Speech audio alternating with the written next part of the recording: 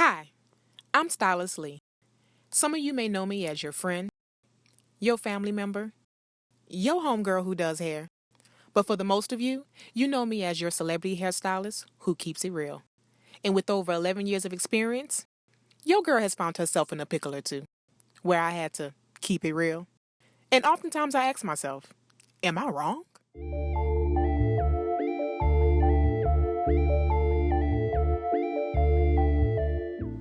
Welcome back, you guys. As you guys know, this is another series of Am I Wrong? And within this series of Am I Wrong, I basically open up my home to you, my beauty diary, sharing you my salon experiences within the industry, and basically giving you an idea on how I handle that with my customer service. And you guys, the viewers, can weigh in on did I handle it right or did I handle it wrong? And maybe give me some suggestions on what I could have done differently, or maybe give your girl a thumbs up and say, you know what, you did your thing. So within this series, as you guys read the title, your girl client stole from me. I don't know if any of you have ever had someone steal from you or violate your property, but it's not a good feeling. It's not cool. You know, we all work hard for what we have, and it's so sucky that someone will come in and rob you of that. So I'm going to give you the backstory. On basically what happened and my response to what happened, and you guys can tell me if I was wrong or not. When she first originally booked with me, she booked for a consultation. And within our consultation, if you guys know what a consultation is that a professional, anybody in a profession, because you can get a consultation with a doctor, you can get a consultation with an architect, you can get a consultation with a beauty salon professional, so forth and so forth. So as I was stating, within this consultation, I basically discuss what to expect out of your service, pricing, costs, what you're going to be needing for the service that you're trying to accomplish, and upkeep, maintaining, things of that nature. These are what we discuss in the consultation. So she originally booked for a consultation, and within that consultation she decided that she had wanted to get hair extensions and also a custom coloring. So we did a custom coloring service that we agreed that we were going to do, and we also decided to book her for a future appointment for a extension service. So basically we had to discuss over how long she wanted her hair. We went over virgin hair options, what length she needed, how many bundles she needed to accomplish the look that she was going for. She was able to show me pictures, and we did just that. So we moved forward. So once she got her extensions, now it's time for her to do her extension drop off. So with her extension drop off, this is another separate appointment for her extension drop off. So she drops off her extensions, she pays her balance in full for her hair coloring services, and the hair coloring services can be very pricey. For professionals who do hair coloring and very detailed hair coloring, you know that it can get costly with hair coloring, especially when you're working on commercial hair. So she dropped off her extensions. I asked her to allow at least 2 to 3 business days, because keep in mind I do have to work the custom coloring in between clients as well, because I want to make sure I give my full attention to your color service. So we did that. After that, after her color was done and we accomplished the look that she was going for, we went ahead and moved forward with the extension installation. So as you guys can see with this, as this story is going, there is a process before actually just going into the appointment.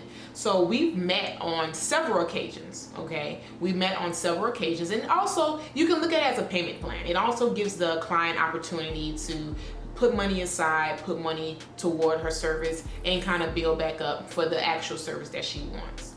And after that, after we've completed her consultation, we completed with her color service, now it's time for the extension service install. So I contacted her, sent her pictures. I was like, hey, here's the completion of your color. Let me know if you approve it. If everything's a go, then we can go ahead and move forward with your extension install appointment. And so forth from there. She was just like, oh my God, I'm so excited. Oh my God, this is my first time receiving a color service or extensions. So she was really excited, and we had like a really good connection. Like we hit it off like right away. I'm usually pretty good at reading people, but this time my reader was completely off. So I guess that's California for you. So many actors, and I got played, honey. But so she came in, so she was like, oh, okay, cool. She was excited. This is the day of her appointment, so she's excited about getting her hair service done, and she gets her extensions put in. She completely loves it. We take pictures, she's taking pictures, everything's a go, okay? Everything's a go. So before you jump ahead, don't jump ahead, okay? Because I know what you're thinking. You're like, oh, Lee must have effed up. She must have didn't like her service. I already know where this conversation is about to go. That is not it. When I tell you that you are so off, it ain't it. So she was like, oh my God, I love it. You did such a great job. Oh my goodness, like I'm so excited. I'm gonna look cute for my birthday. Blase, blase, blue, right? All right, cool. So I would say a month later, I get a little call from a little birdie called Chargeback. I said, whoop whoop, what is this? I knew what it was because this is not the first time I've experienced this before, but it had been a while. And I was like, what the hell? What the hell is this coming out of my bank account? So I said, what is this charge off I see on here? So it calculated up to over $1,000 because that's how much her service wound up adding up to. It was over $1,000. And I said, yo. So it's not like it was something small that I wasn't gonna catch. I'm gonna catch $1,000, okay? I'm gonna see that clear as day. So I was like, oh, hell no. So when dealing with charge-offs, you basically have a certain amount of time to respond back to the bank with your case and basically explain to them why this is not valid, or if it is valid, this is why they need to get their money back, blah, blah, blah, blah, blah. So I looked sad, excited to pull up the receipt, and I was like, okay, let me see who card this was, you know, blah, blah, blah. So I was able to pull up the receipt, this timestamp, the client profile, because I keep client profiles on everybody. And this is a side note for my professional beauty salon professionals. Always keep a client profile for all your clients, no exceptions. Reason being, when things like this happen, you want to be able to go back and track each and every individual client. Within your client profile, you should have their name, their first and last name, address, verification, phone number, email, and also if you put a hold on their account, whether it's a credit card hold or whether it's a deposit, all that stuff needs to be in there. You'll thank me in the future. Trust me, it will come in handy. However, back to the story. So I'm like, oh hell no, like y'all fucking with the right one, because your girl ain't new to this and I always gets my money back. So I was like, oh, okay. So I contacted the bank. I was like, hey, misunderstanding, don't know what's going on, blah, blah, blah, blah. But you know, here goes IDs, because I also take identification. I was like, here go IDs, here goes, you know, my receipt, here goes pictures, because your girl did take pictures, you forgot, duh. So I say, here goes pictures, proof that this person came, blah, blah, blah, blah. So supposedly, my stuff didn't submit properly. Maybe it was like dealing with the delay of the internet or the Wi-Fi, I'm not really sure. So they must have had already made their decision before my submission went through. So it wound up retracting it out my account. I wasn't worried. I didn't panic. It's all good. All I did was I filed a police report, filed my servings papers to sue for my amount of money. And I also, thanks to social media, I did a nice collage, because this was a professional person, so it was not hard. So I did a nice collage with her name and her girlfriend's name, and basically did the details and I posted it on social media, Instagram, LinkedIn, Google Plus, anywhere there was a social platform, Facebook, it was there, plastered. So we did follow each other on social media as well. So, and I tagged her in it. So I did tag her to let her know, hey, just want to let you know that this is going to be happening right here. And here goes a picture plastered of you saying, clear as day, warning, we have a fraudulent client amongst us. Let you guys know, do not service this person. Da, da, da, da, da, da, da. And detail, everything that you need to know. So I looked on her social media. So your girl immediately gets furied because I'm like, oh, so you in Mexico having fun on my money that I worked for? I was like, I don't think so. I said, I need my money now. I want it back. I worked for it. I earned it. You were happy. I want my back. So after I did call before I jumped to assumption. I do give people the benefit of the doubt. I called her and I wanted to let her know what was going on. So I didn't receive a call back. I called again. I didn't get an answer, so I left the voicemail, letting her know like, hey, we have a misunderstanding, don't know what happened, blah, blah, blah. Can we please get this resolved as quickly as possible? No call. So that's what made me go to her social media page and see. I was like, hey, what's she doing? Like, what's going on? And I see, she posting pictures in Mexico, having the grand time of her life. And I said, oh, okay. That's why you can't get in touch with me? Is this why you disputed the funds because you needed money for your trip? Well, not me, Captain. So I made the collage, posted her to it, tagged her to it, and I started to get a little traction from it, as I expected.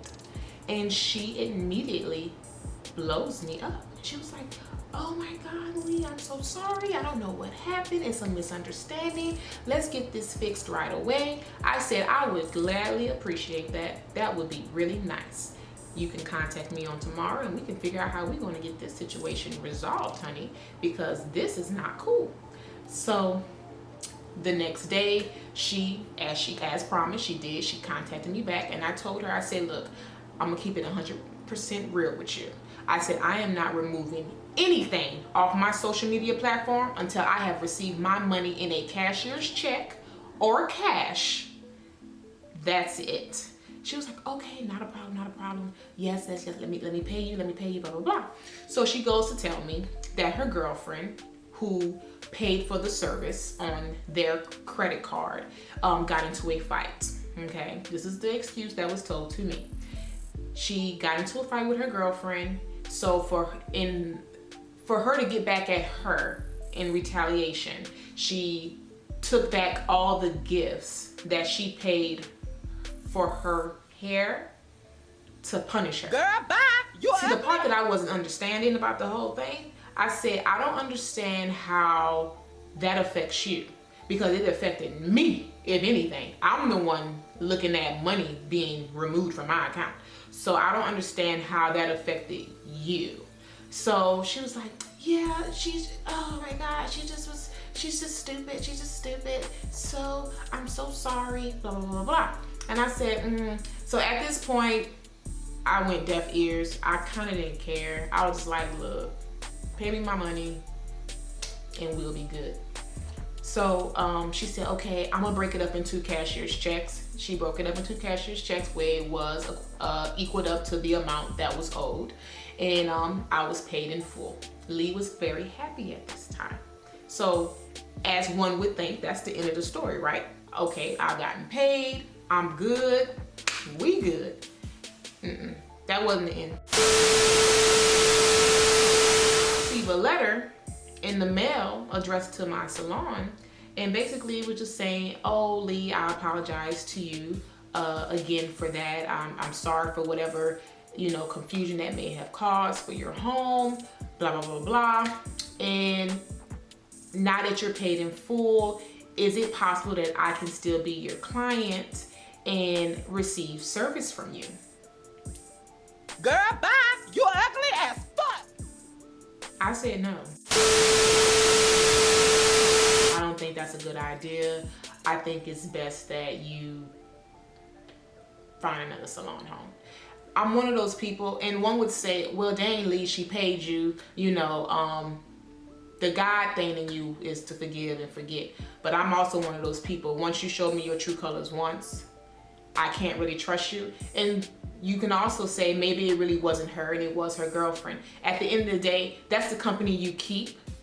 I can't trust that because it can just happen again, okay? I don't even want to deal with it. I don't like that the situation you put me in to be upset. I don't like that my blood pressure had to get up high. I don't like that I even had to go through the measures of even trying to get my money. So because of that, I have no problem with you. You're cool. I would even speak to you in public. I'm like, hey girl, how you doing? But you can't come here. You just can't come here. I'm sorry. So that's the end of my story. The result was I decided not to take her back. I was very appreciative of my money, retrieving it back into my bank account. However, you can't come. And I want you guys to tell me, was I wrong for that? Did I handle that situation right? Have you had a similar situation and you had to actually tell somebody no, even if they tried to right their wrongs? If you're a beauty professional, have you had someone dispute a charge on you? How did you handle it? Did you bring their ass to court? Or did you take the loss like a punk? I'm just saying, let me know. Am I wrong? Only you can tell. So until next time, you can tell me if I'm wrong. Write the comments below. Be sure to rate, subscribe, and share this video and get the discussion talking at the bottom. Tell me your experiences. Customers, tell me what you would have done. Tell me what you expect out of your professional after you've done something like that. And also professionals, tell me what you would have done to the customers. Or would you have done nothing? I don't know. But at the end of the day, that's my wrong. And if I'm wrong, then I accept it. So until next time, be sure to catch the next episode of next week's. I told you guys before, this is the first season of Am I Wrong? I'm going to be posting every week on Saturdays. I'm going to post on Saturdays. In the last video, I said I may post on Wednesdays, but I think I'm going to start posting on Saturdays of the Am I Wrong series. And it's going to be 6 episodes in the Am I Wrong series. And within that episode, you'll be able to comment and basically weigh in on Am I Wrong? Until next time, I'll see you guys later. Hey, I know you guys aren't leaving. Next time on Am I Wrong? I'm not calling you doctor. I know that's crazy. Be sure to come back September 1st, 2018 at 8 a.m. Pacific time.